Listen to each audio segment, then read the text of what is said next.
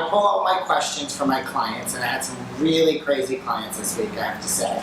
But I had a client ask me, or actually say to me, she said, I think I'm depressed. How do I know if I'm depressed? And for me, I mean, I've battled back and forth with depression and, I've done things to help me, but how does somebody even take the first step to know if they're depressed, or what is depression?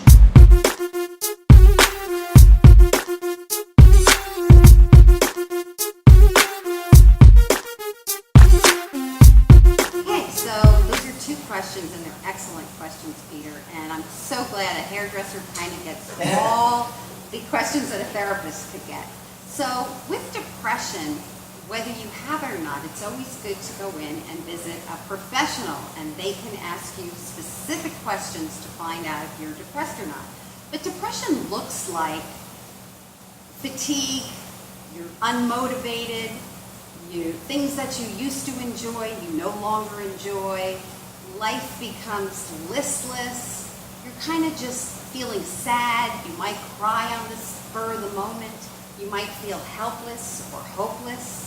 You might find yourself more irritated. You might find yourself short-tempered and angry. You might find yourself just irritated by any little nonsense. Someone beeping their horn on the highway could send you into this. That would be me beeping the horn, by the way. and the anger piece, they talk about anger is depression turned inward. I've heard that. So you want to look at all those factors. But we usually start with asking the questions and then some therapy. And a therapist is simply just kind of like a life coach. We're there to guide you, give you suggestions, and you take what you like and you can leave the rest. We might make suggestions about something to read. If you're a big reader, we might give you a book. If you don't like to read, which a lot of my clients don't like to read, we give them little handouts that they can take home, repage something for them to read to get on the right track. So, I've heard so many different terms about depression. Like I've heard the term low-grade depression or like intermittent depression. Like, because I've been, battled with depression. I think everybody does at some point. And it could be just a day of depression, it could be come and go, or I think, some people I think get confused because they think depression, it's somebody that's laying in bed with the covers over their head in a dark room and can't get out of bed. And certainly that happens. But I think, it's important for people to know there's so many different levels of it. That is very true, Peter. And so we have mild, moderate, and severe.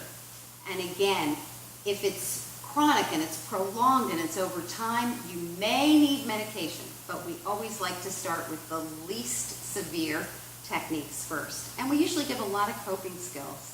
Yeah, the tools that I got from my therapist were great, but I found for me what helped me the most of everything was making sure I went to the gym or did something that I worked out and it got my heart rate pumping and made me feel invigorated. For me, if I don't do something like that almost every day, I can start feeling that. So that worked for me. Absolutely, and everyone is different. For some people it's just journaling, for other people it's bibliotherapy, reading lots of books, for some people it's exercising.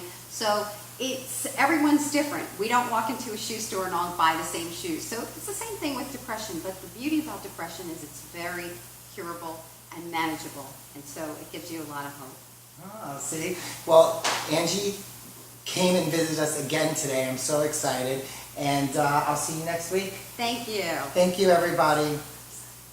Oh, and make sure if you would like to get in contact with Angie, she is on DelrayPsychotherapist.com.